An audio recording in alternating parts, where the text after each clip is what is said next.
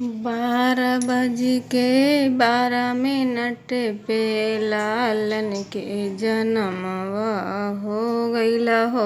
लालन के जनमवा हो गइला हो।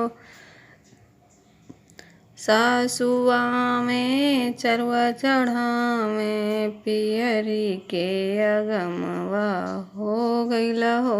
पियरी के अगमवा हो गइला हो। बारे बालम परदेसवा छाए बारे बालम परदेसवा छाए पियरी के झगड़वा हो गइला हो। पियरी के झगड़वा हो गइला हो। 12:12 पे लालन के जनमवा हो गइला हो। लालन के जनमवा हो गइला हो। जेठनिया में पिपरी पिसावे जेठनिया में पिपरी पिसावे तिलर के अगमवा हो गइला हो। तिलर के अगमवा हो गइला हो। बारे बालम परदेसवा छाए बारे बालम परदेसवा छाए तिलर के झगड़वा हो गइला हो। तिलर के झगड़वा हो गइला हो।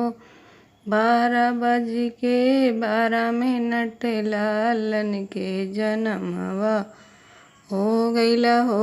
लालन के जनमवा हो गइला हो। ननदिया में कजला लगावे ननदिया में कजला लगावे बेसर के अगमवा हो गइला हो। बेसर के अगमवा हो गइला हो।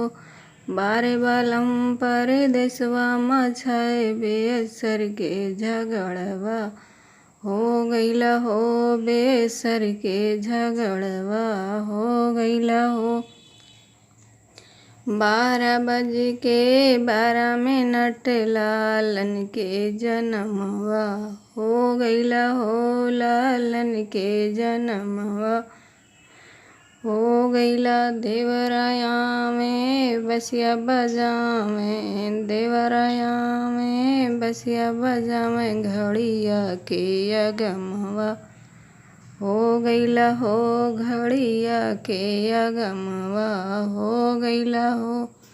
बारे बालम परदेसवा छाए बारे बालम परदेसवा छाए घड़िया के झगड़वा हो गइला हो। घड़िया के झगड़वा हो गइला हो। 12:12 पे लालन के जनमवा हो गइला हो। लालन के जनमवा हो गइला हो।